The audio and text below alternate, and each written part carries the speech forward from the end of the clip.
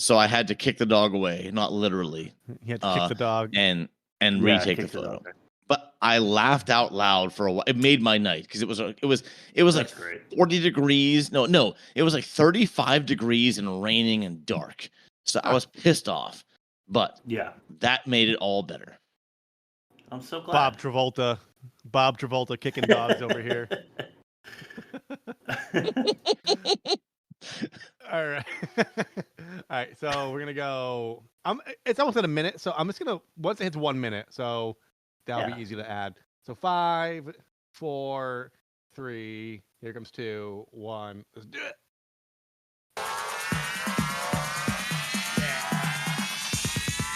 Drop it. Drop it. Drop it. Drop it.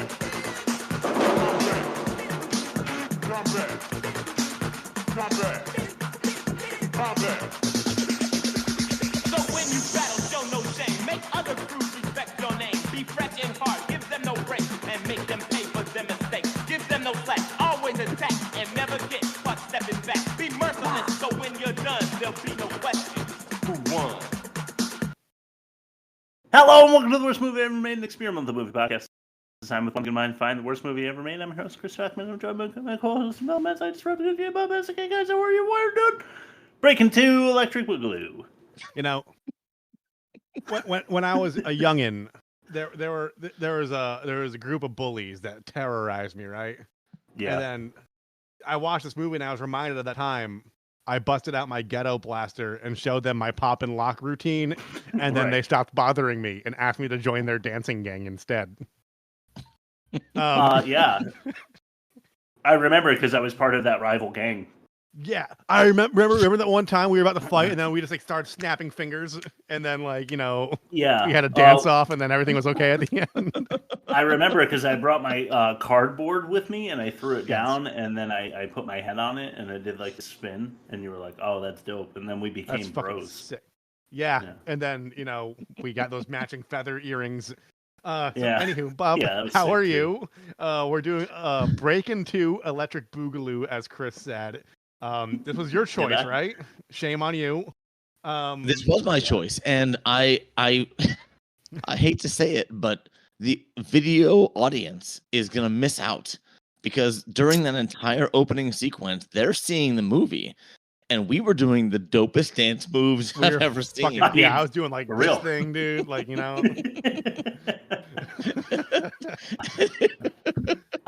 reimagined the jazz fingers. They missed out. They totally missed out. So yeah, I'm ready to explain the movie. Okay. After the bumper. Hell yeah. Bob, what are you doing over there? Explain yourself. While you're at it, explain the movie.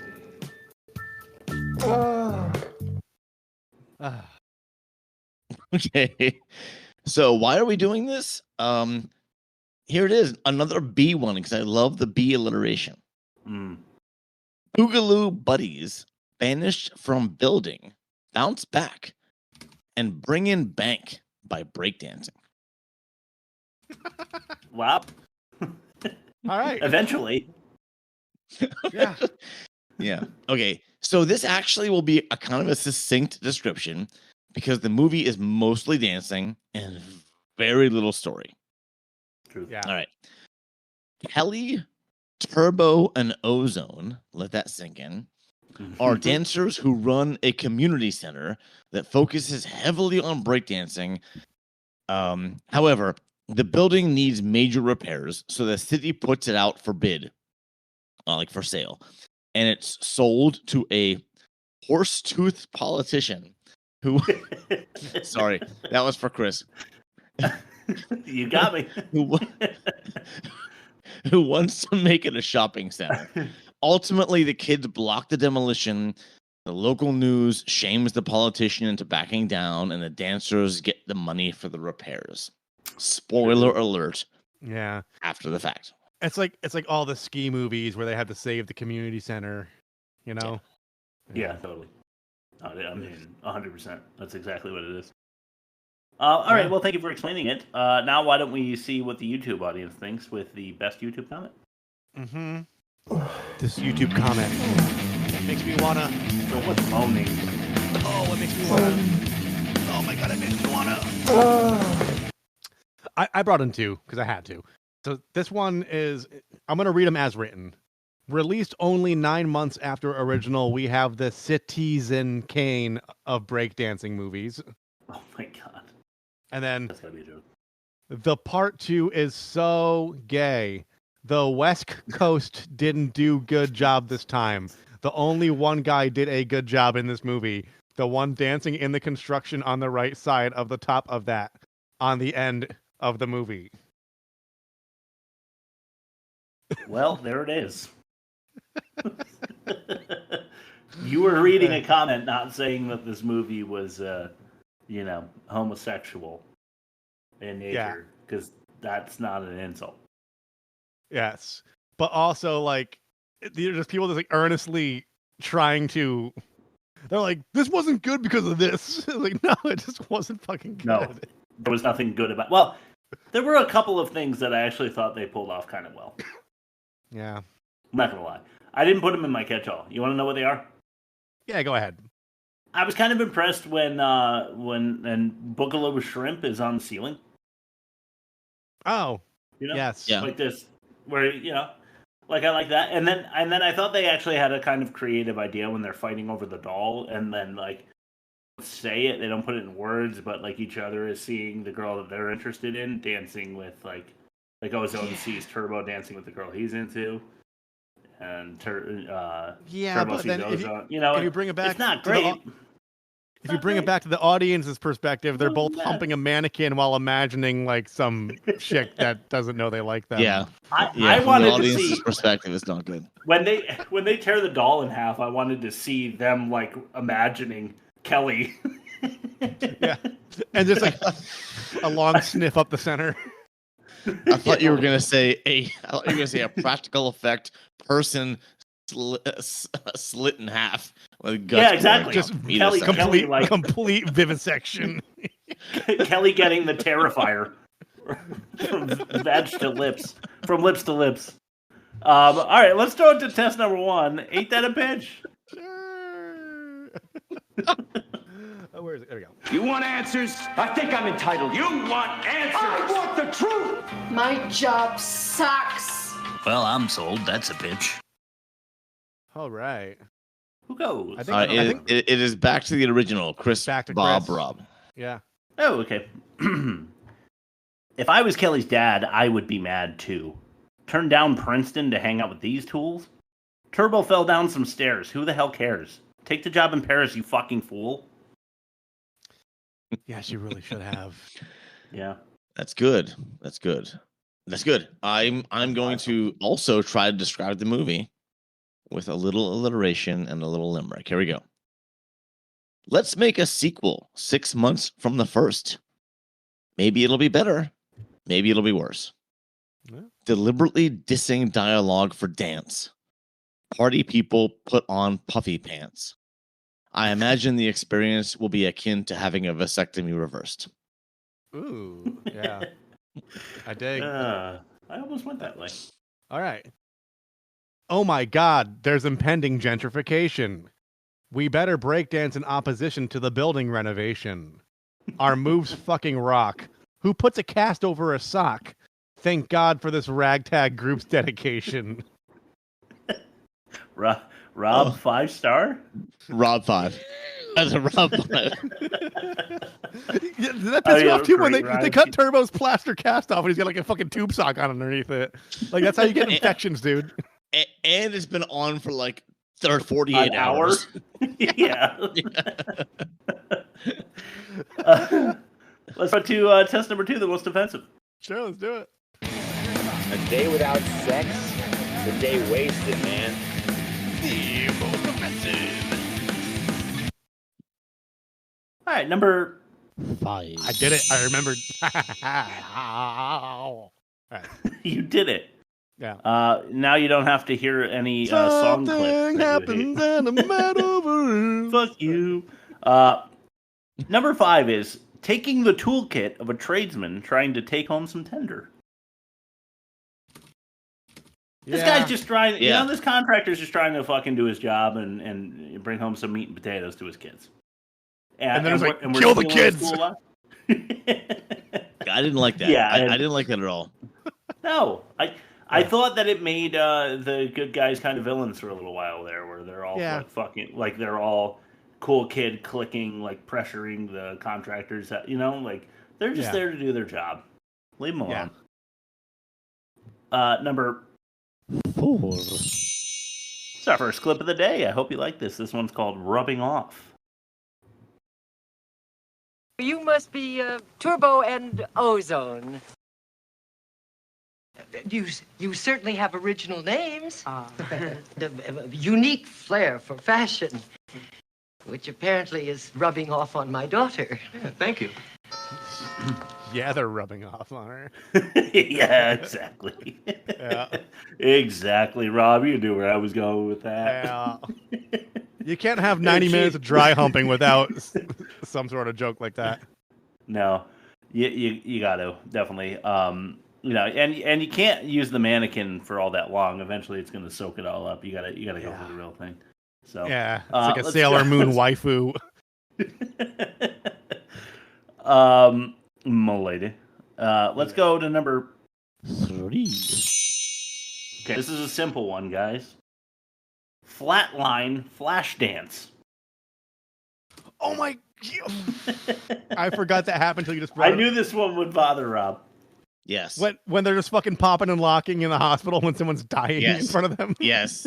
No, he died. He totally died. He died. No, he literally died. Didn't it start going again though? Once their groove got on. Yeah, that's the thing. Is like, oh my god, I couldn't wait for them to just like ignore the dying man, but he does.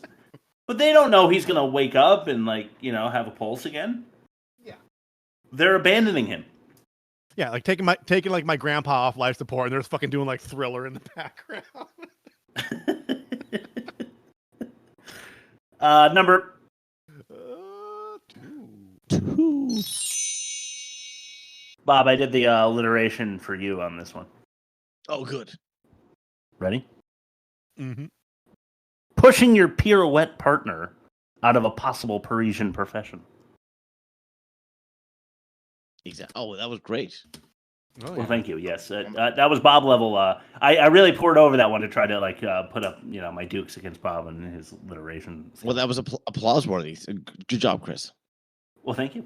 I'm going to say it. I'm going to say it. You win.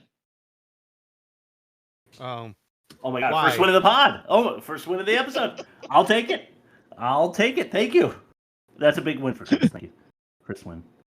All right, first one. Yeah, so what I'm talking about here is in Breakin 2, Electric Boogaloo, there's a character named Kelly, and her dad is like pissed off that she's not going to Princeton, which we've already mentioned. But her dad's further upset because not only does she choose dance as a profession, which her father doesn't acknowledge as something worthwhile, but she then gets a like ballet offer in some show in Paris. And then some like loser like steals a guy's toolkit and falls down some stairs.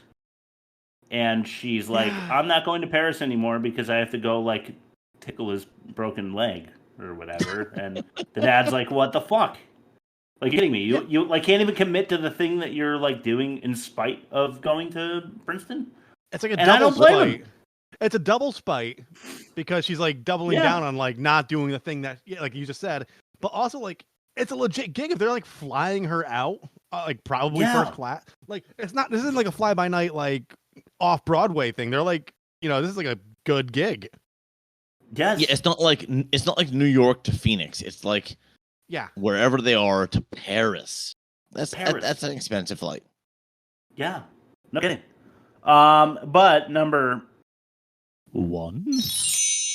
I mean, this didn't even fit into the character of the movie, in my opinion. This was like legit offensive. Number 1 is a clip that we titled "Language." Language. Oh, fuck this clip. Hey, are you new here? You have to take linens down in the service elevator. Me no English. Munching on. When are you gonna hire some help that speaks the language? Guess who? Oh, hey! That's the demerit. Real quick, Chris, while you're chewing on the olive from your what I assume is a martini out of a swell bottle or something. He's like, yep. Or a Yeti, one of those fancy dual-lined containers. Well. Yeah. What was with the random woodpecker callback? Right. That drove me fucking insane. That might have been my least favorite part of the movie. I actually made that sound during my deliveries about 5 times yesterday. It was in my head. It was in my head. I was delirious. It was cold. It was raining. It was dark. I did. And they got away. The lady was ready to be racist and just dismissed that there wasn't good help. And then he's like, "Oh, by the way, we're hiding from you and we're doing something we're not supposed to." Hey, if Hard to Kill ever taught us anything, it's that it's not that easy to escape from a hospital. But I'm drawing other parallels from this one because Neil Breen left the hospital too early in Fateful Findings. Exactly. And I felt like Turbo, was a little too speedy on getting out of the hospital here. But there's also the connection. There's also the connection to that one. Was it Miami? No, it wasn't Miami Connection. It was the one where Samurai Cop. Yeah, Samurai Cop, where they cut the guy's head off and then escaped through the laundry cart. Yeah, that's true. Look at that. You can find all of these episodes on www.theworstmovieevermade.com. Make sure you smash that subscribe button. We're here for you. Hell yeah. Thank you, Rep. But there's just blatant racism in this clip as well. Yeah. And I don't like that either. All right, let's start to your ad read. Payoffs and greed were always the priority of my company. Like many companies, I'm afraid of going to prison. They now know my crimes. Speaking of greed, here's Rob's ad read.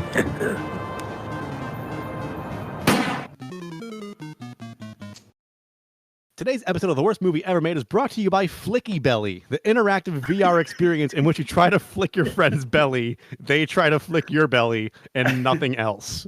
Who will be the most tumultuous tummy toucher, belly bumbler, or stomach stroker? Fire up the Flicky Belly sudden death tickle elimination patch and find out. Toughen up your torso with Flicky Belly. Rest in peace, Jake. I saw Jake last July 4th. Yeah? He was in my backyard. Did you for flick about his belly? 20 minutes. All right. No, I didn't. Give him a little belly flick. Yeah, he was telling me about how he's engaged. And I was like, good for you, man. That's great. Cool. Next time, give him a little tummy tap. Yeah, I will. So I definitely will, because I'm inspired now. Thank you so much, Flicky Belly, for all of your tumultuous tummy touches. Let's start to test number 3. This is the worst dialogue. Sure. Yo, I'm out of here. Where you going? Across the street to Slinger Schlong. As much as I love it, it's still some of the worst dialogue. This is the worst dialogue. All right, here's where we get into the meat and potatoes I mentioned earlier. Number 5. And this is Cast Outs. Little guys are coming out on top, and I think that victory deserves a lot of applause from all of us.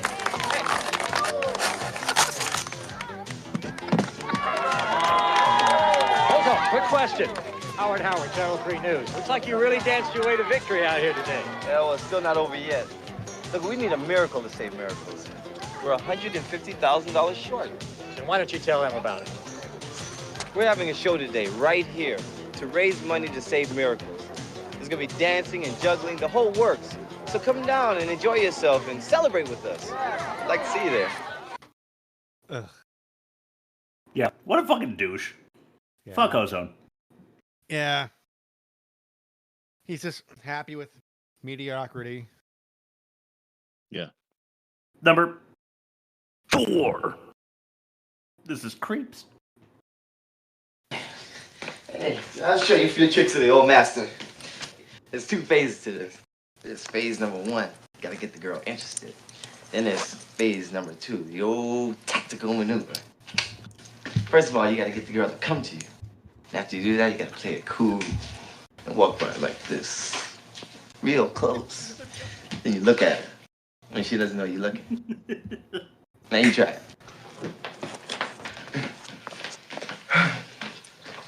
Go ahead. Go ahead. Okay. Suppose she knows I'm there. What do I do next? Tell her I love her? No, man, if you tell her that, she doesn't even know you yet. Can I kiss her? No. If you do that, you punch your lights out. Then what do I do? You do like I do. Just stand there and just smile. Smile? Like this? No. Matter of fact, don't smile at all.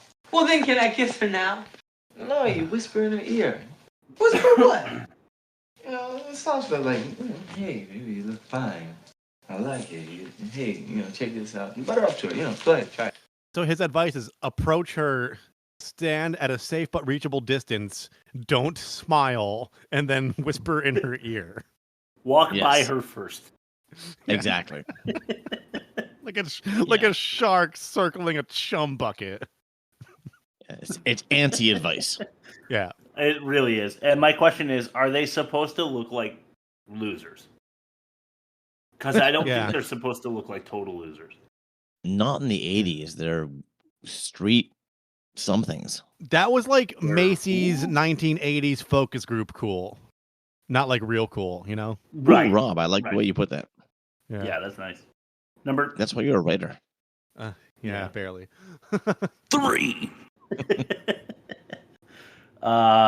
This is Avenue. Oh, this is great. Hey, once you come this way, we're gonna take you to the place where we all stay. We're gonna take you to the place where we all go, and we call this place the miracle, where my mellow ozone and turbo T, they're a combination that can't be beat. So come on, everybody, come along with the TKO crew, cause you know what they do. We're gonna all take a walk on the avenue.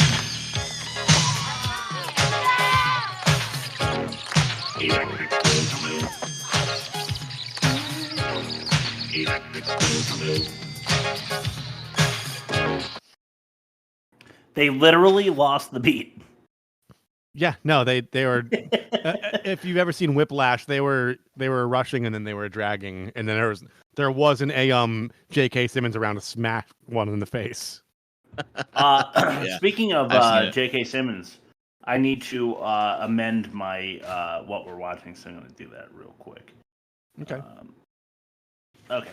But yeah, they literally lost the beat. I mean, the lyrics are as bad as can be. Like in rap in the 80s, like, no offense, there were very few rappers writing good lyrics. They were fucking They're trash. just talking on the beat about how good they are at the rap because they rap and they rap and rap and rap rhymes with rap. So you rap, bring it down. That's all. All right, you're just being mean now, guys. That was my generation. Please stop being mean. They could have improved some things. Well, yeah, it was but they were like figuring all you it had out. to do. Yeah, he's right. They were figuring it out. They were figuring it out one beat at a time. Yeah. 2 words at a time. They were figuring it out. Okay. I mean, Rob's "Ain't That a Pitch."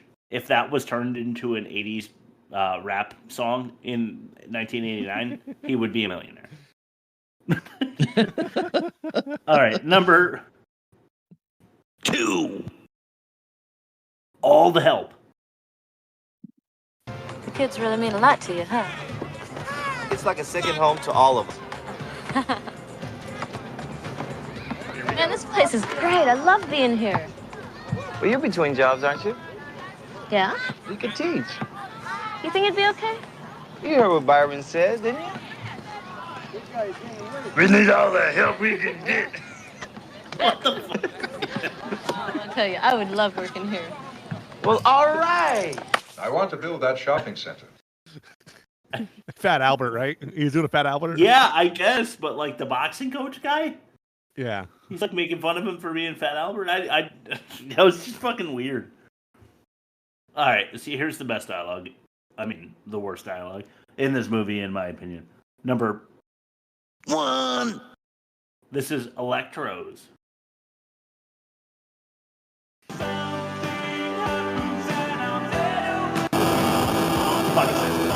Fuck is this? Come on! Why? I didn't deserve that. Oh, yeah, I did. You know what? Absolutely. Fuck it. Electros.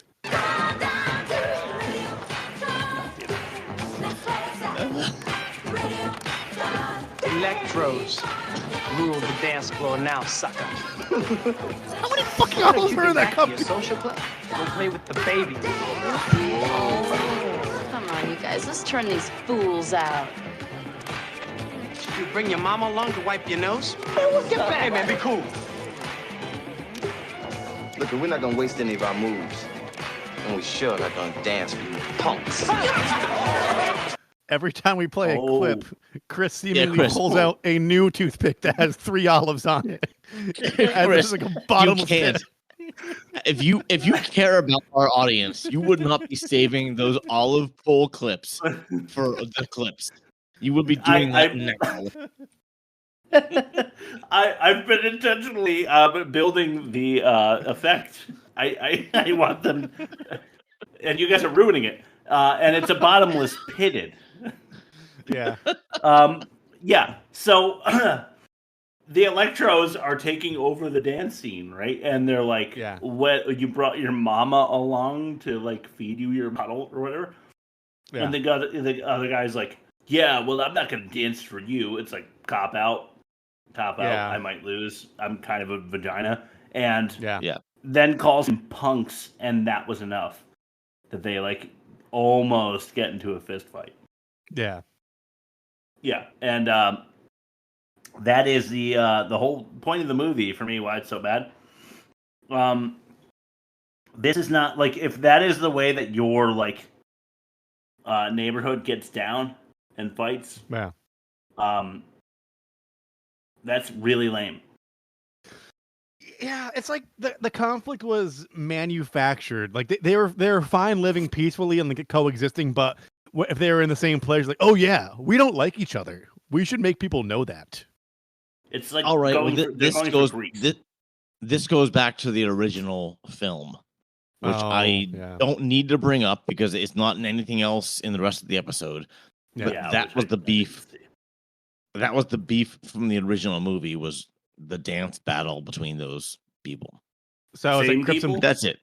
It's like Crips and Bloods, but with like ozone and boost nitrogen or whatever the fuck his name is. So it was like dance it was dance offs. Kind of like rap battles, kind of like what do they call snaps when it's like your mama. It's like you the same kind of thing. You got served. You got served. Yeah. Yeah, you got served. Same thing except with combat. Except with breakdancing. That was the original movie's premise. There was no... The original movie was just dance battles, and that's it. Okay. Bob, you threw it at me right there. Oh my god, I'm throwing it back to you. Test number 4, the worst production. My job sucks. Yeah, so does your production, you skank. Can we do it all the way through? Can I pass to Chris?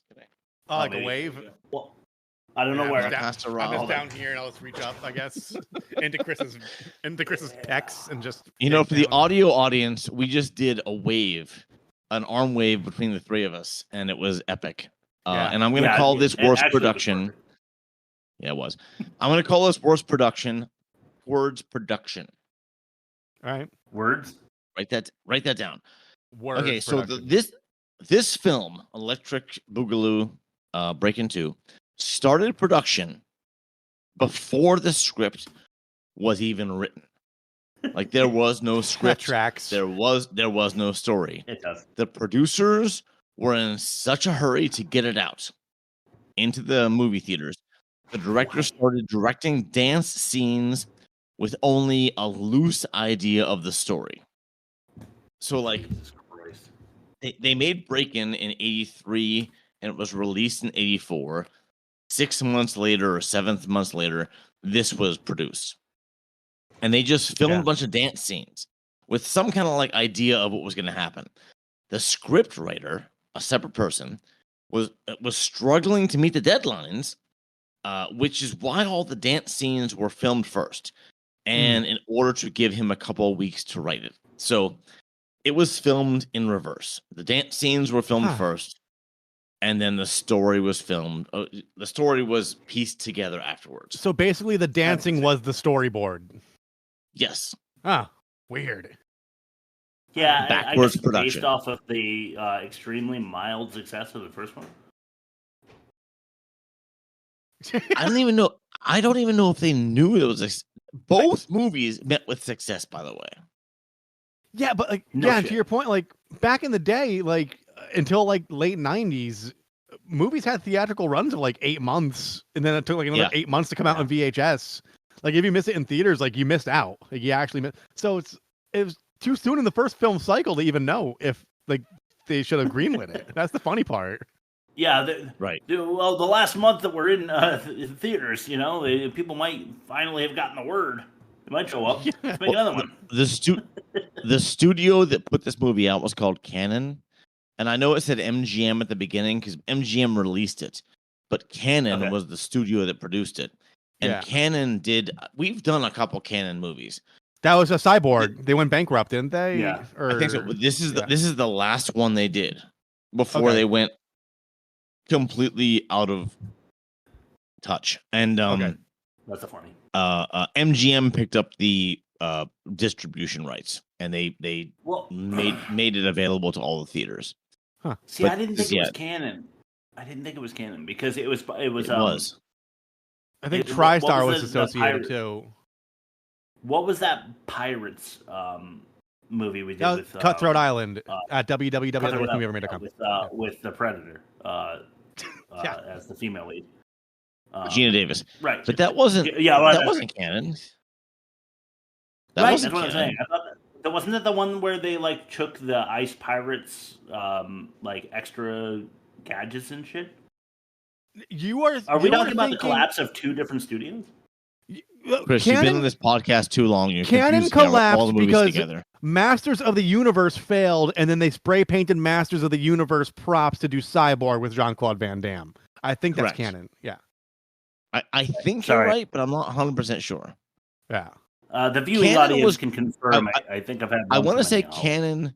I think Canon did Cobra. I think. We've done a couple Canon movies, but I forget what they were. Yeah. Well, if you guys want to correct us, you can go to www.theworstmovieevermade.com. We have all the facts, just not in the right order. Or that can be a holiday. That can be a holiday deep dive by Bob because I have time over holiday to record something to straighten out all these problems. Okay. Fuck yeah! Make that official. The worst movie ever made canon. Yes, canon. Yeah, like the thing that we just talked about. Yeah, that's cool. That's number 5. The worst acting. He killed himself. He killed himself. I can't believe you can keep saying the words, but your acting's not getting any better. This is the worst acting. How about number 1, Daddy? Kelly's back. Hey, Kelly! Kelly! Turbo, Kelly! awesome! Hey, Turbo, it's good to see you. Good to see you. Woo! Look at that rhyme. Hi. Yeah, I've really missed you. That's a sharp car. Oh, looks like showbiz been treating you good. Yeah, no, actually, I'm pretty burnt out. Man, I've been hustling for pennies. Doesn't it seem like dancing is just the same old tune? Yeah, I know, all those auditions and cattle calls. We'll call you next week. Hey, look here, it's Kelly. Hey. Special K. Hey, Special K, look what Ozone taught us. Hey. That nickname's All right, Kelly's back. All right. Hey, that's Fred. They called her Special K exactly 2 times during that clip and not once again. Just now and then never again. Yeah. But that was her nickname in the first movie. I hate to throw it back again. Oh, God. All right, so maybe I'm going to have to watch that then. Is this called Breakin? No. We're not watching it. No, I'm just going to watch it for myself for like personal reasons. Okay, go ahead. Yeah, I really should watch that. You want to commit suicide? Go ahead. I can't believe you would commit suicide. I mean, that's why would you point, commit suicide? I can't believe you would commit suicide. You can't bail me out of this one, Bob. It was a joint suicide. They knew what was coming. Number 2. That's a little foreshadowing for you. This is Ozone. Yo, Turbo. Hey, man, we should work on some new moves, man.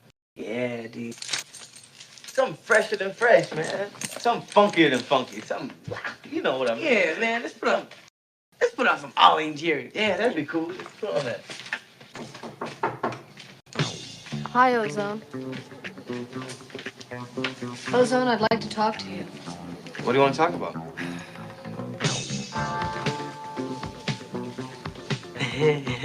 Hi. Bye.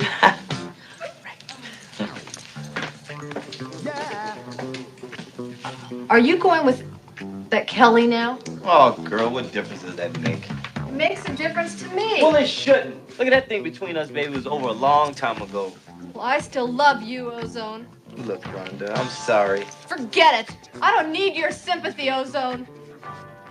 What do you want? Do you know what I want? I want you to stay away from that girl!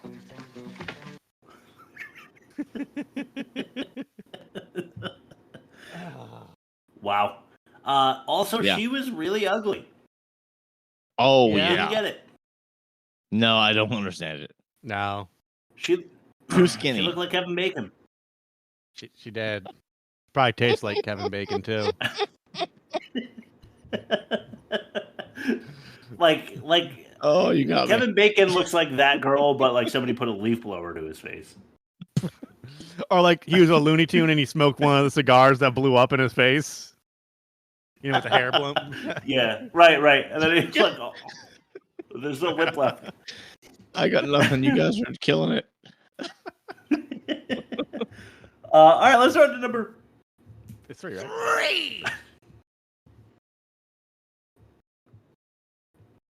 3. This is Going Home. Okay.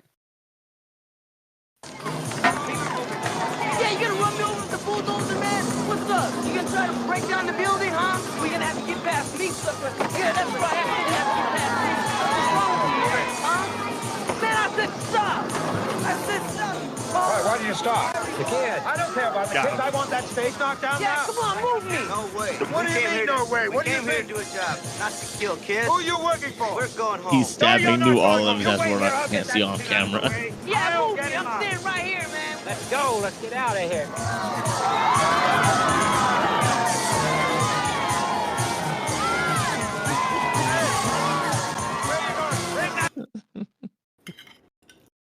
Now he's got a fucking tumbler. You ever been to Chili's? You ever get the El Presidente?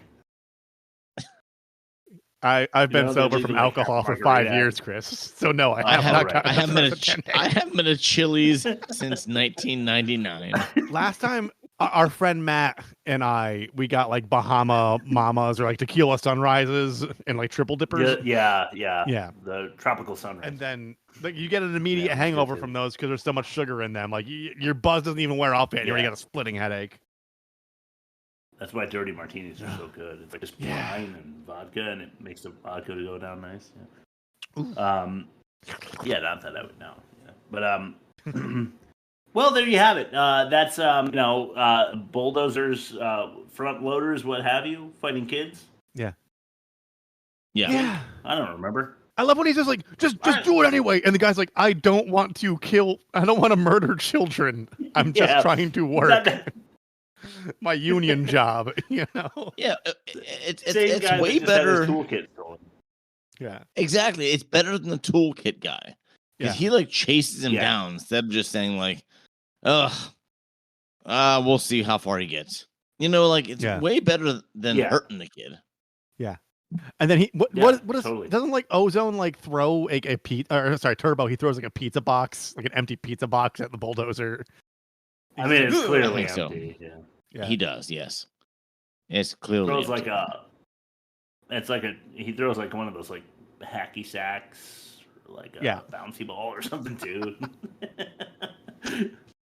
All right, Bob. Let's throw it back to you with fact or no fact. Yes. Oh, by the way, Are you seeing another therapist now? No. No, I'm not. There is no one else. No. Are you sure about that? I am not seeing another therapist. Sounds like Bob Foolery. There are no other therapists. Fact. Or no fact. All right. So Fact or No Fact is a game we play on this show, and I name it every week based on the title of the movie we're watching. And this movie was called Breakin 2 Electric Boogaloo, which I renamed Battlefield Earth 2 Electric Boogaloo. Okay. Okay, so this is where my co-hosts Chris and Rob, let me rephrase that. Olive and Rob are supposed to guess which of the 5 things I'm going to say is false and which of the 5 things I say are true. One of them is false. Here we go. First one. Mm-hmm. Roger Ebert gave this movie 3 out of 4 stars. Second one. This filmed 5 times its $3 million budget. Third one. The rotating room was purchased from the studio that made 2001 A Space Odyssey. Fourth one. The Spanish-speaking girls' lines were all dubbed by another actress. And the fifth one. Ozone and Kelly change outfits between leaving for the hospital and arriving at the hospital. Which one's wrong? It's also Technicolor and like you don't pay attention to. They have such loud outfits. It's hard to like. They do, yeah. Yeah. This is a good one. This is a good one. All right. Kudos if you win it. All right. So very basically, so it made $15 million off a $3 million budget. And you said earlier that it was a success, but you didn't say what order of magnitude that success was. So that's possible. Ebert gave it 3 out of 4 stars. I mean, this seems like something he'd give a 0.5 to, but he has surprised me. He gave Major Payne with Damon Wayans a 3 out of 4, and he was just like, it's a stupid movie, but he commits to the bit so much you have to admire that he knew the assignment and went for it. So I could see him like liking this for like different reasons. Is Major Payne coming back on the polls? Is that what you're saying? Maybe. I mean, Okay. it's kind of it's one of those. It's like in the 50% territory. Though it's like kind of universally loved on a cult level. So it's not. That's tough. I may or may not. The rotating room from the studio, from Space Odyssey. So like when he's like in the computer room and he's like, I don't think that's like David. That you shouldn't do that, David, or whatever his name was. No, in 2001, when they were in the space station station rotated, and they like did exercises, like walking in a rotated room. Yeah, I mean, the timeline makes more sense than Jamiroquai's Virtual Insanity. So, I guess. Funny enough, the floor wasn't moving in that music video. The room was around the floor, and then he was just dancing. Spanish-speaking girls' lines were dubbed. I could imagine overdubs seem to be a thing. Ozone and Kelly change outfits between leaving. I'm gonna say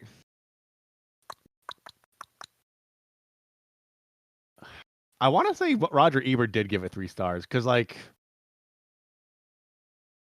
seems like something he would do like that you wouldn't expect. But I'm really gonna put it on the budget. I want to say it was a success, but I don't think it was 5x success. So number 2. Number 2 is The Lie.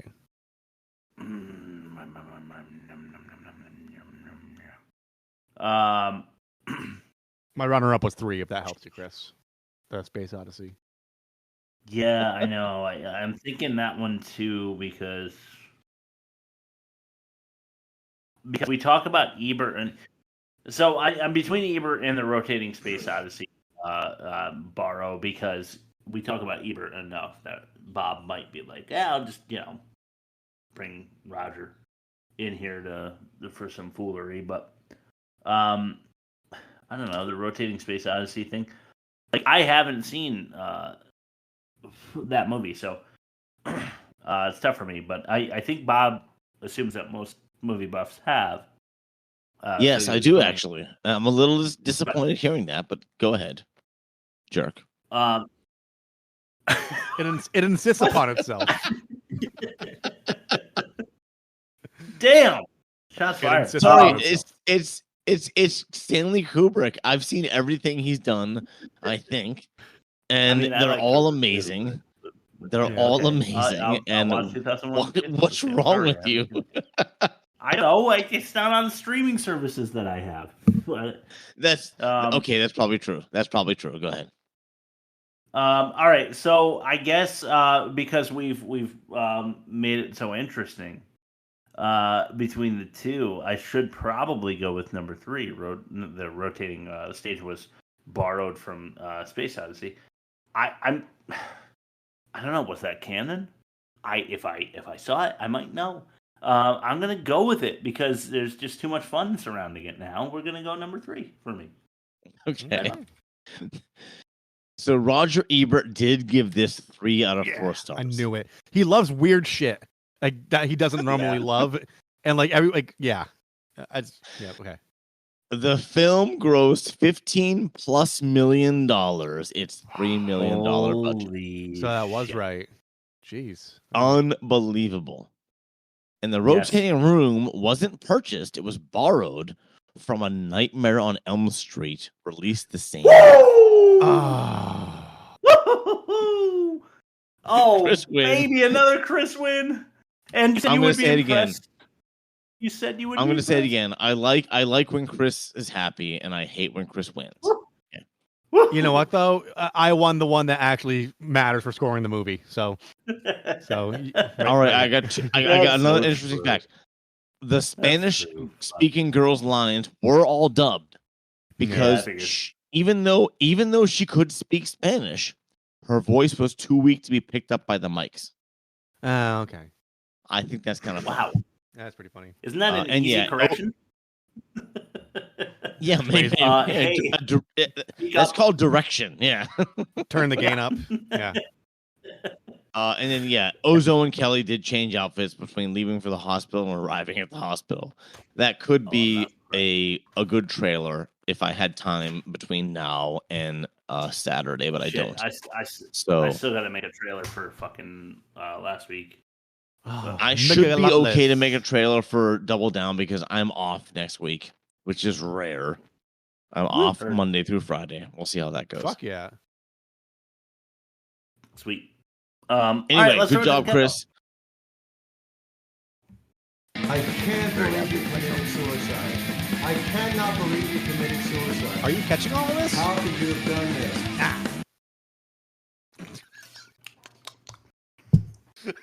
Whose turn is it first this week?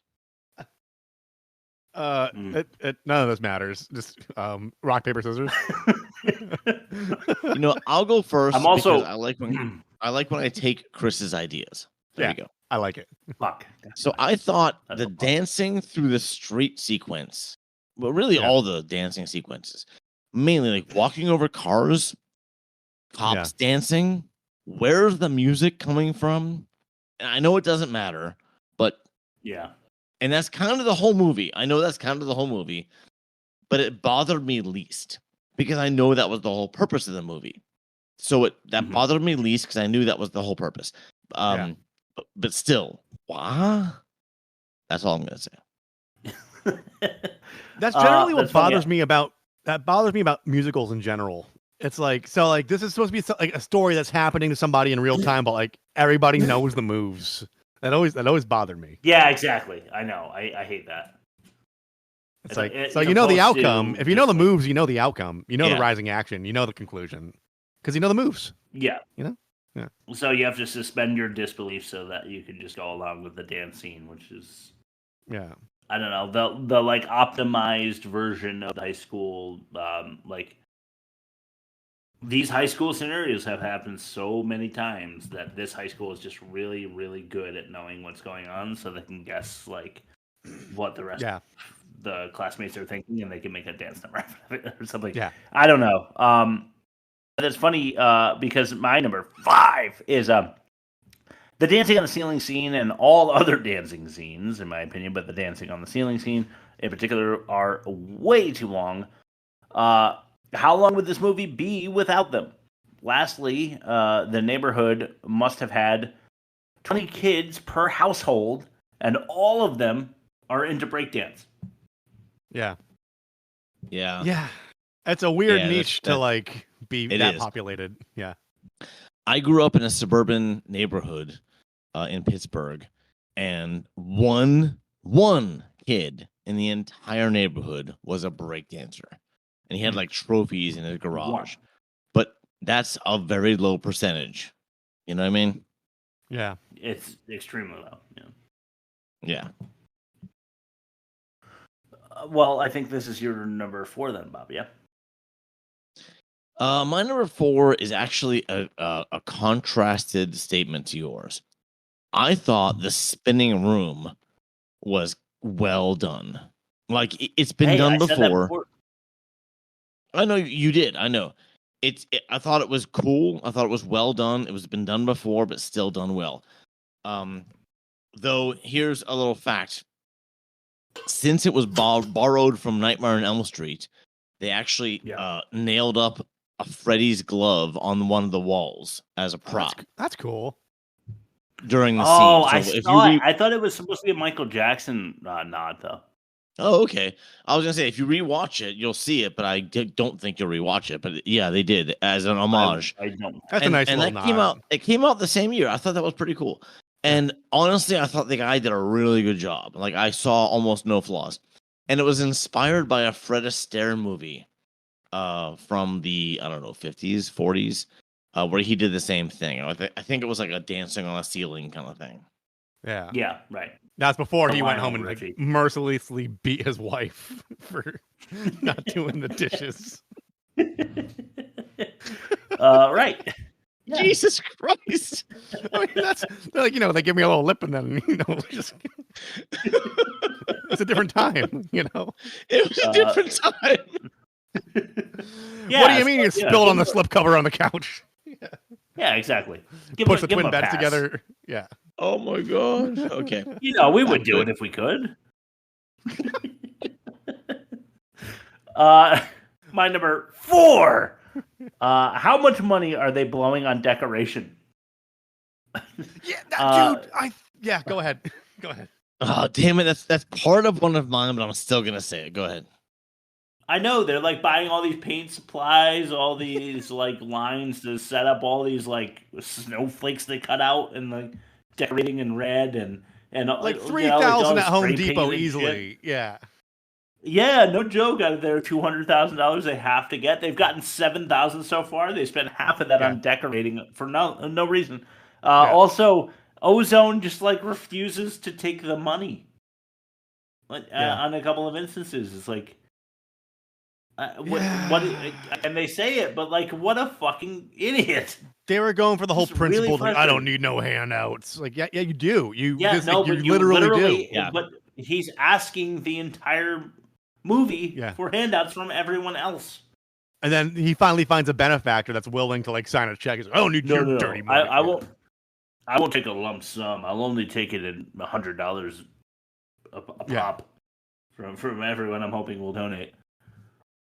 Just take the money where you can get it so that you can continue doing what you're doing. But yeah. Go ahead, Bob. Yeah. I'm gonna say there was such an obvious stunt double falling down the stairs. Was it Turbo? Was that Turbo? Yeah. When he was running when he was running. Yeah. It was like it started as Turbo, a skinny black boy falling down the stairs. And then they showed a stunt double that was like a middle-aged, like beefy guy, and then they showed him at the bottom again as Turbo. It was so obvious. I saw it right away. It was like, did you ever see "I'm Gonna Get You, Sucker"? The first Wayans Brothers movie. They did a fake. They did an obvious blaxploitation stunt double scene that was very akin to this. Let's just say that. There's a really funny video I saw, like an Instagram reel, and it was like one of the Bad Boys movies, one of the stunt drivers, and someone freeze framed it, and it's like this little old dude driving, and then like Will Smith like did a stitch with it, and he's like, "Yeah, I didn't think you were gonna see that." That's funny. That is funny. You know what else I think is funny? My number 3. I'm just gonna read it as is. Okay. It was Ice-T. Like I saw him in the beginning, and I was like, "Is that Ice-T?" And then they literally introduced him as Ice-T. But also, Turbo's body double falling down the stairs was hilarious. Speaking of turbos, yeah. Speaking of turbos, there were clearly 2 turbos in the front loader standoff. I sent you guys photo evidence of this. But Turbo is dancing on the front loaders. Yeah. And then he's also coming in a hospital gown with casts and shit. Yeah. It's very clearly him both times, so he exists in 2 realities in Breakin'. So it's just like a continuity error, you think? Yeah, it was Turbo. Well, that's the thing, and Bob confirmed it. They didn't know what they were doing, so they filmed the dancing scenes before they had the script. And then they wrote in the hospital which shit I after. Didn't know. So they Makes just sense. assumed that you would think that Turbo was somebody else, but there he is. So maybe it was Breakin' 1 Turbo, and Hospital Turbo was Breakin' 2 Turbo. There's probably 2 different collectible action figures, so they exist on different planes. All right, go ahead, Bob, with your number 2. You just said okay, number 2. Okay, that makes sense. I was saying you just said number 3, and I feel like I did 3. Yeah, you did. I must have started. You went Okay, first. Yeah. Oh right. You Okay. did. You wanted So to this steal mine, which you did. This is a quote. This is a quote from the movie. "I can't let you do that," which referred to attending an Ivy League school for free and simultaneously bailing out all of your friends. Yeah. Yeah. What? Right. What do you mean I can't let you do that? That was and that was even back when like it was actually, it may have been true you'd make more money in your lifetime if you went to college. So like that's a real thing. Yeah. Yeah. Right. I If you were can't one let you of the, do that. like, That was like 1,000 people that went to Princeton that year. Yeah. Yeah. Exactly. Yeah. Oh my god, that made me crazy. Yeah, Bob. We basically got there already, but like that was so like finely put that you really like tightened up the bow on that one, and I appreciate it. If you have a chance to go to Princeton to further your prospects for a career, go. If you have the chance to go to Princeton, get a degree, and and bail out your friends. And bail out your friends who need $200,000. Definitely do that. Yeah, that's the whole thing. It's like you're afraid of that your pride will take a hit when you're going on to be like a Juilliard style graduate. I learned this in my 20s, dude. Like, you don't have to be like a capitalistic asshole, but like take every opportunity that's fucking given to you, dude. Because it's insulting to people. Like, even if you're like, coming from a place of privilege, it's insulting to people who would have killed for that opportunity, and you're just turning it down, and no one else is getting it in your place. Just fucking take it, and then bring people up with you. I came from a giant family on my mom's side, and my brother like refused all help from our uncles and aunts and everything. Crazy. Like my mom had 9 siblings, and I agreed with him back then, and now I'm thinking, what a schmuck. He should have taken every free ride you could have taken. If my parents called me right now and said, "We're buying you a house," I'd be like, "Where do I fucking sign?" Yeah. I want a lawn. Absolutely. Yeah. If my neighbor was like, "Hey, do you want this drone? I can't sell it on eBay." I'd be like, "Fuck yeah, give it to me. That's an asset I didn't have 2 hours ago." So, like whatever you can get, wherever you can get it. You can start a delivery service. You could peep on some titties. Yeah, new avenues are open for you. Yeah. Engage that Titscope, bro. Get in those windows. Get in those windows. Exactly. It's the world is your oyster. What were those 2 sentences right, back to back again? Something about engaging oysters with his drone. Yeah. Holy I don't remember. I've had too many olives. Go before you remember what you said. Please go. Is it my number 2? I don't know. Yeah. I just work here. Ozone is mine. Ozone is mine. Come back here and I'll dance at you. You're talking about the other love interest that was had 4 minutes of total screen time. Yeah. Yeah, Kevin Burnt Bacon. Yeah, totally. But I'm talking about the softcore gang war that's going on in this entire movie. It's not a thing. What was that movie that it wasn't it was the guys that are all in the band that are all doing karate also? Miami Connection. Miami Connection. Yeah. Dragon Miami Connection. Yeah. Yeah, if you make them look like they're in a badass gang war, then you are not in a gang war. My father. If they yeah. Yes.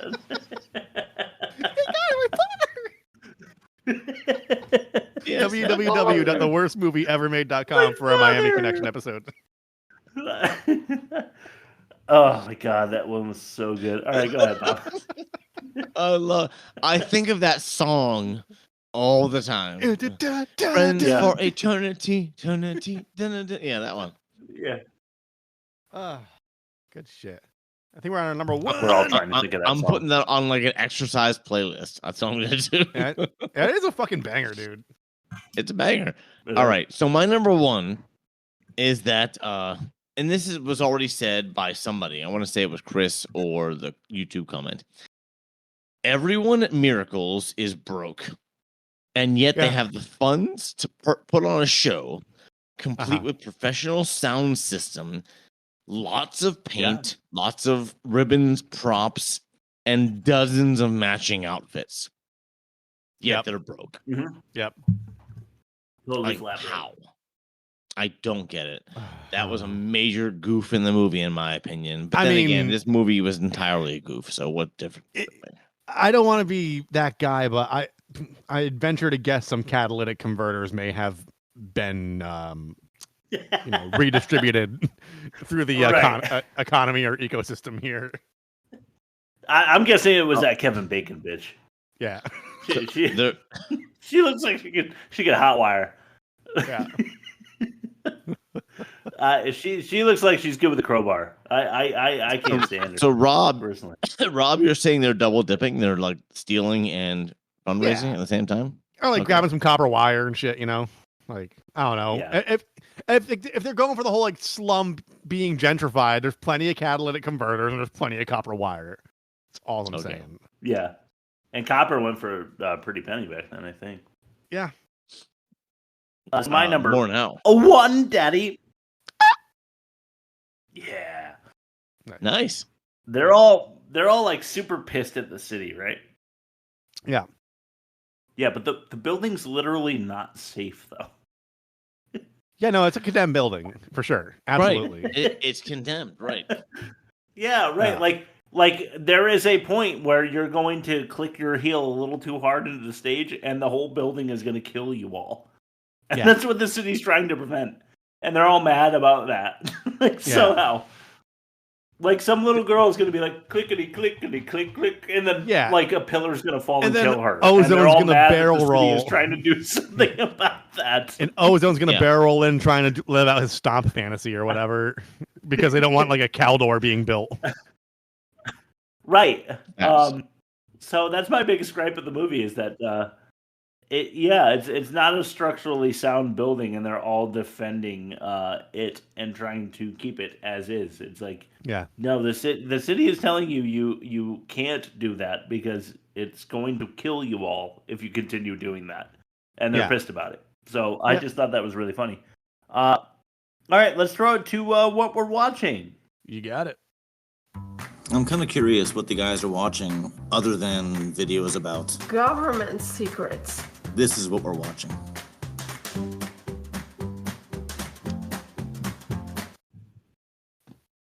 All right. Me? Yeah, let's just go around the horn. Chris first. All right, so it's Christmas time, right? So I've watched 3 of them.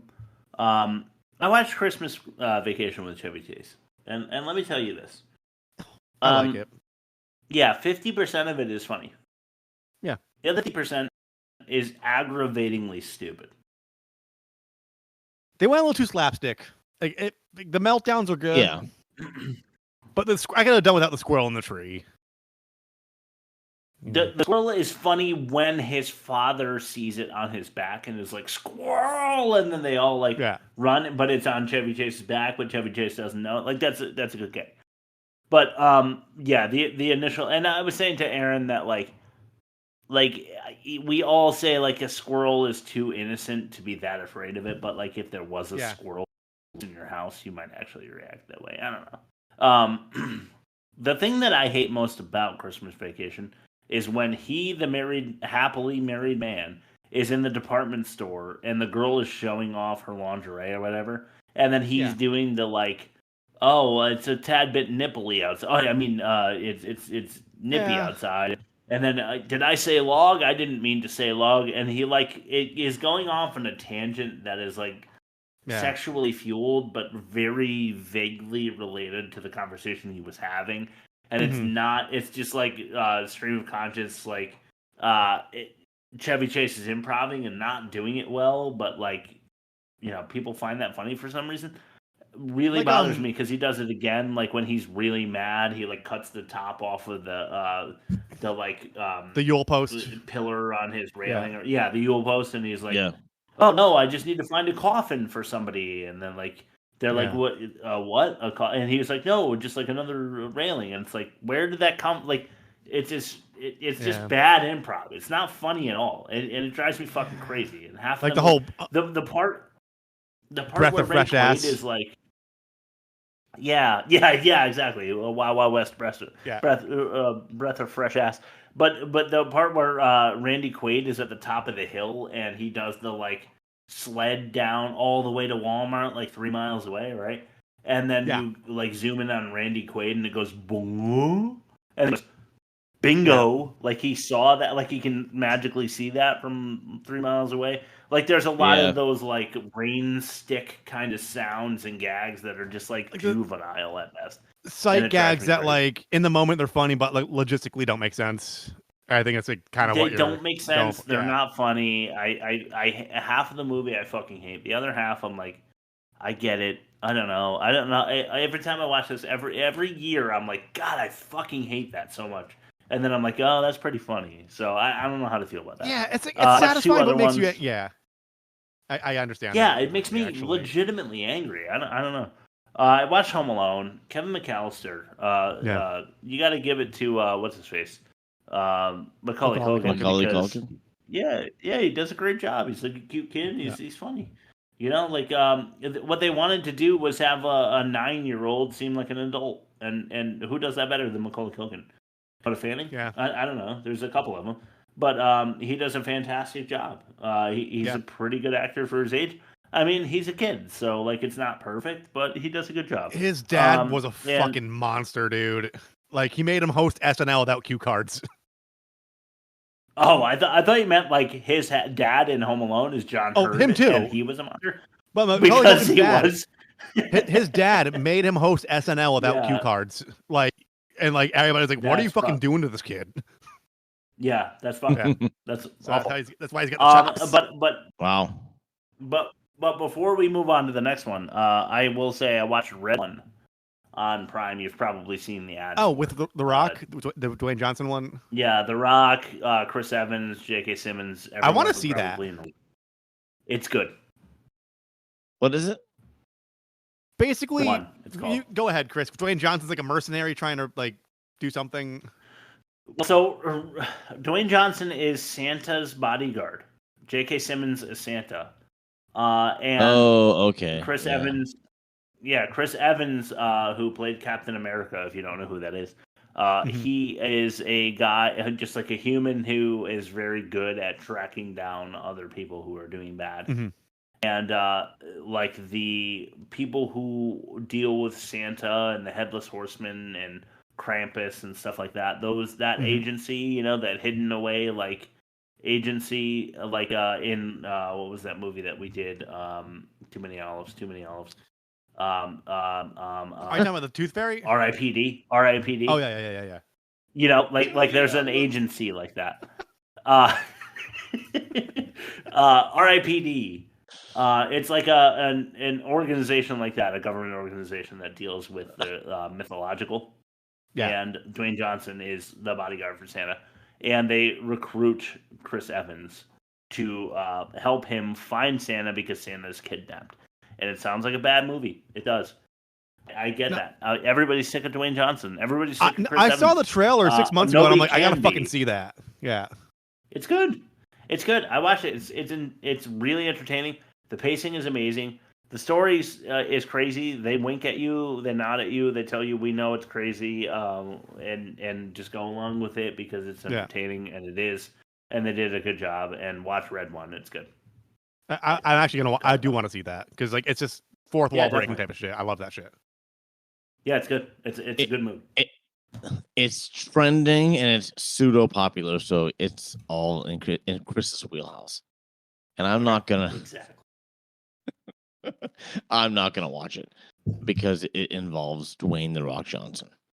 However, see there's that's also that's I have your narrow-minded point of view is going to keep you from having more fun this holiday season, Bob. So I pity you. You know what, Chris? You're probably right. You're probably right. However, I'm also going to argue that Home Alone is not a Christmas movie. It takes place at Christmas, but the whole thing is about home invasion, which is not funny. You're right. Anyway, you're right. Yeah, you're right. You're right. Just like Die Hard. I mean, you can only have so many labels, right? Bob, I wasn't 20 when Home Alone came out. I was like, not born yet. So that was really funny. All right. That was really funny. All right. What we're watching. I picked a 2023 movie called Last Straw. Right. So this was recommended to me. I think it's independent. I don't know. It came out only a year ago, and it's the advertisement for the movie. If you look at the cover art of the movie, it looks like horror, but it's more of like a night gone terribly wrong kind of movie. Here's the story, as brief as I can make it. A young girl works at her dad's diner and is put in charge of the diner for the night. And some teenagers start harassing her and the staff at the restaurant, and she has a difficult time chasing them away. But then she gets pissed at one of the employees at the diner and fires him. This is after the teenager thing. And it appears the teenagers return masked with an intent to harm the staff, and some blood is shed.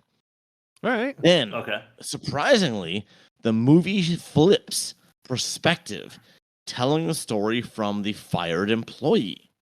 The whole movie shifts, and you see the movie from the fired employee's point of view, which is a nice twist halfway through. And then it turns out that the this is spoiler alert, the masked crew was actually the fired employee and his crew who stole the masks from the teens after slaughtering them. That sounds fucking awesome. Wow. It was twisted, and I enjoyed it. I'm gonna pirate that tonight and watch it. Spoiler alert. I told told you the whole story. You're not gonna be as surprised as I was when you watched it. Yeah. And one of the guys, the first guy that got killed from the second gang, has Down syndrome, and he was a former employee of the diner, which makes it extra sad. Last Straw, 2023. I thought it was super well done. All right. If you're listening to this, you've been spoiled, and I apologize. Though I still think you should watch it. So spoilers don't bother me because some movies are so good that you only want to watch them once because they're not going to have the same impact every time you watch it. But knowing the storyboard, you could just focus on how it's going to get there, and I enjoy doing that more. Knowing the end of movies sometimes because I could just focus on how I could focus on the construction of it rather than being had, you know? I agree. And the one actor who's recognizable in this is the guy that actually owns the diner. He was in Law and Order and then like the FBI Law and Order show. Oh, was it I forget Chris Elliott? Stabler? Or Chris No, I think Elliot it's Stabler. Jeremy something. I forget his okay. name. You'll probably recognize him. He's the only recognizable actor in the movie, and he's barely in it. He's only in it peripherally, but still. Okay. I really think it's good. All right. Speaking of new trending things and holidays, I've been watching The Critic with John Lovitz and I love that. And Primetime Glick with Mark McKeon and Martin Short. Love that too. It's so funny, dude. It's like it has all the late night beats, but like Mark McKeon's like he's got like the spray tan and the ponytail, and he's just like ripping on a harp. And then Glick just comes out and he's just like, I don't think that's a very good idea. And like, I don't know. I think it's funny. I showed Chris some clips. He hates it. It's just Martin Short in a fat suit. It's just Primetime Glick is high quality. So Chris, do you like Between Two Ferns with Zach Galifianakis? It's basically that. He invites guests on the show. They're kind of in on the joke. It's kind of scripted, but kind of not. And he just takes jabs at them for the whole interview, and then either they're into it or they get pissed off. And it's or laugh. Yeah. You made that sound better. I just like the like fat suit comedy angle in any in any form just makes me like want to. I give it a pass because Martin Short, like, you wouldn't think if you didn't know who Martin Short was, you'd be like, "Is this guy for real?" It's just he's so animated, and it makes it worth it. But that's what in the character. Yeah, The Critic and Primetime Glick. Have you seen the Santa Claus 3? No. Okay. Well, don't. Or 2. You know why? I saw the first 2. You know why? Because 3's got Martin Short in it, and 2 sucks, but 3's even worse because Martin Short is in it. Speaking of Martin Short, though, I heard Only Murders in the Building's really good with him and Steve Martin, and I want to check that out soon. I've only heard positive. Yeah. I've only heard positive reviews of that. Yeah. Yeah, from who? Like 2 Neighbors Down. Adults, Chris. Makes adults lasagna for people. Like back in the day, I used to work for an entertainment news site, and every review I read about it was just like, "This is awesome," and then they're like, "Okay, guys, you're all fired," and I was like, "Okay, I'm gonna eat cup ramen now. Bye." They were like, "Oh, we heard you like Martin Short," and then they're like, "You're fired." All right. You know what, Chris? We'll continue this conversation next week. Yeah.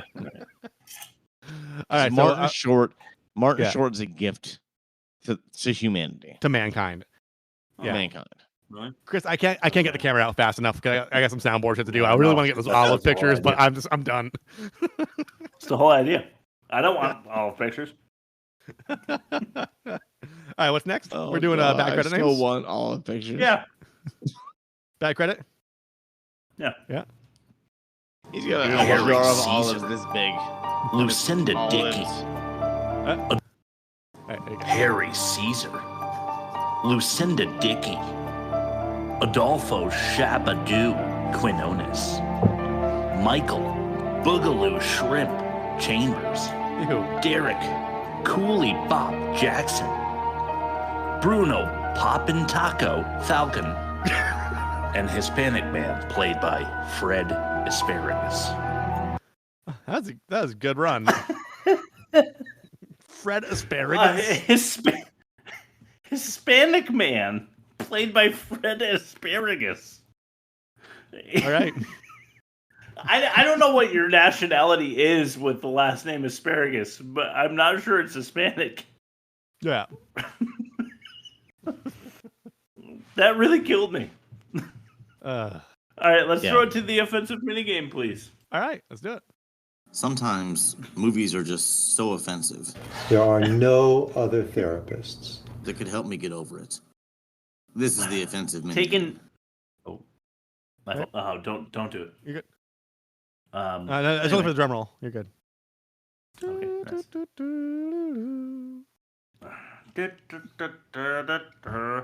Taking tools or swastika stump. Swastika stump. Yeah, swastika stump. Flatline flash dance or rude Roman recollection. Yeah, I want to go that one. Flatline, no hesitation. Yeah. No hesitation. All right, you ready for this? Yeah. John Voight's boner or racist RN. Racist RN. Yeah. I feel like John Voight's boner is just an old guy being horny. Yeah, at the age John Voight's at, that's just kind of like you just let him rub it against your elbow in passing and just ignore it. Yeah. You know? He's harmless. I don't think he has the gumption to penetrate at this point in his life. So plus, it's not even a boner; it's just an arrow. It's a crossbow. Yeah. Right. Yeah. You keep watching. You know it's not a boner. Yeah. Right. All right. Okay, let's throw it to the movie comparison. Sure. I resign today as president of the bank. Inconvenient truth. None of this makes sense. Let's just compare the movies. Let's see if Chris names the proper movie this week for the offensive minigame. It was Breakin' 2. Breakin' 2. Not Megalopolis. I see. He's. I can't refute that statement. That's straight facts, Bob Smith, right there. Too many olives in. Well, I'm the only one that's drinking heavily every week, and I'm like, trying to host the flow.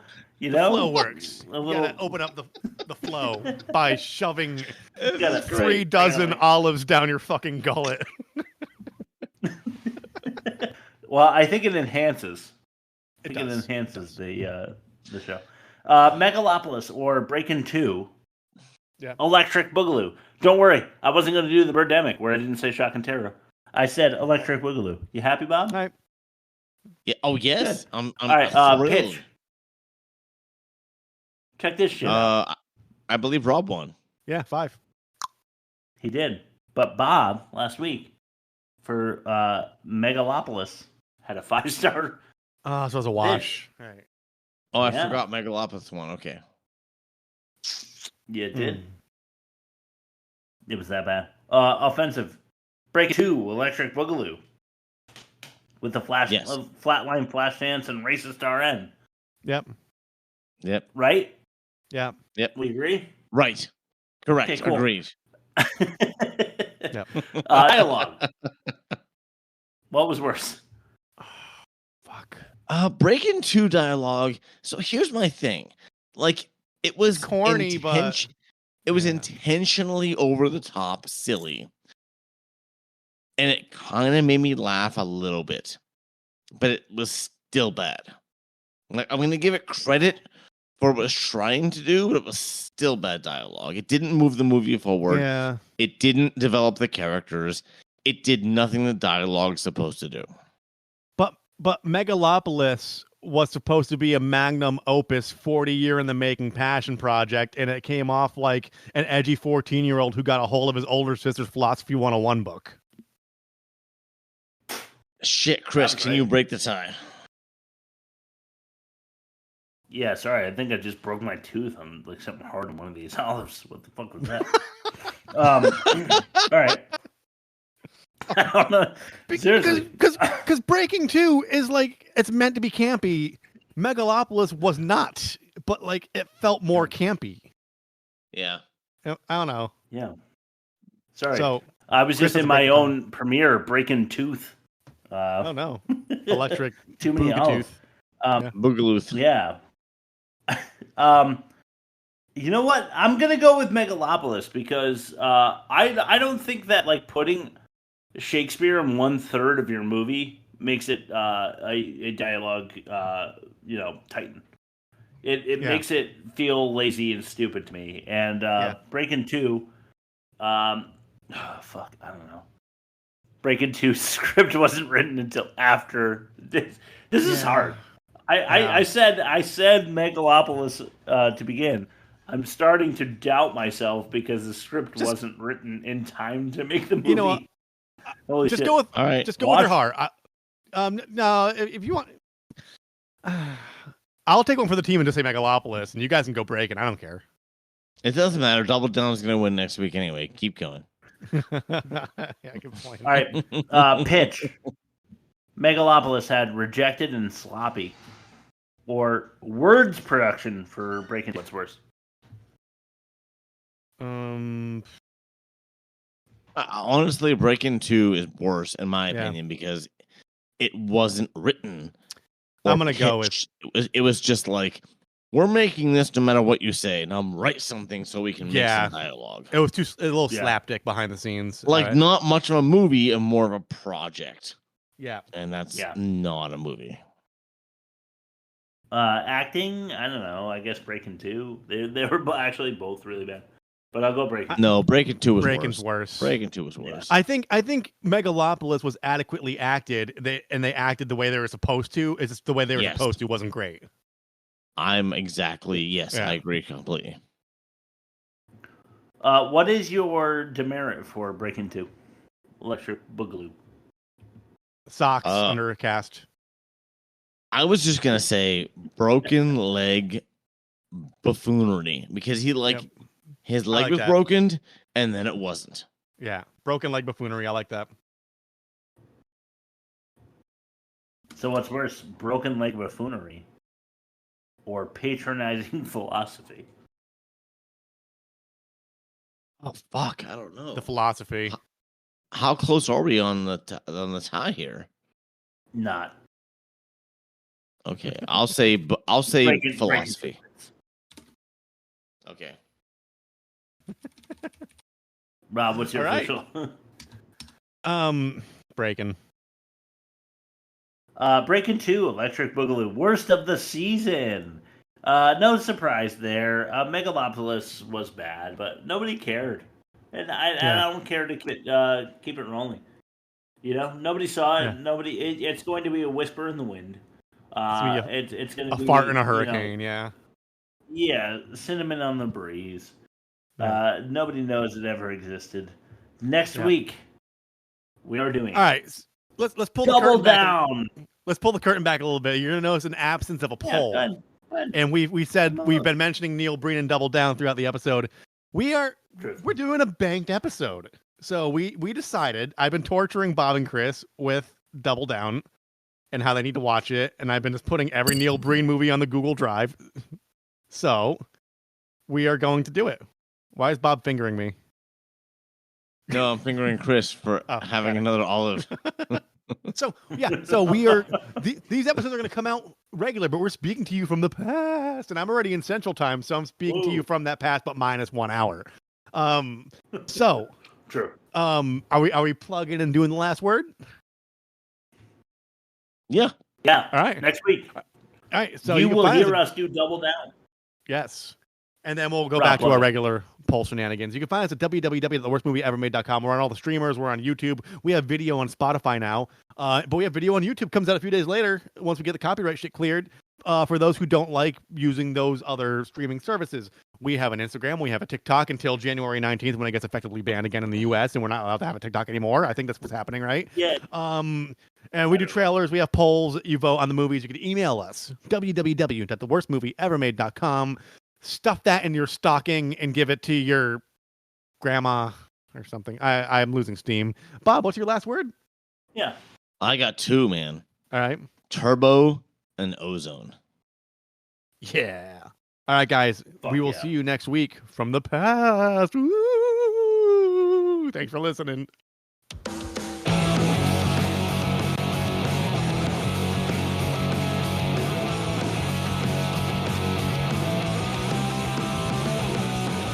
I feel like if I licked your face, Chris, it would taste like salt in olive brine. 100%. No doubt.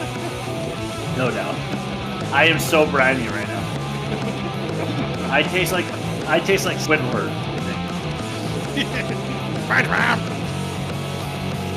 Oh, also, thanks, mate. All right. We did it, guys. I cannot wait to double down. Probably miss you. All right, bye, guys.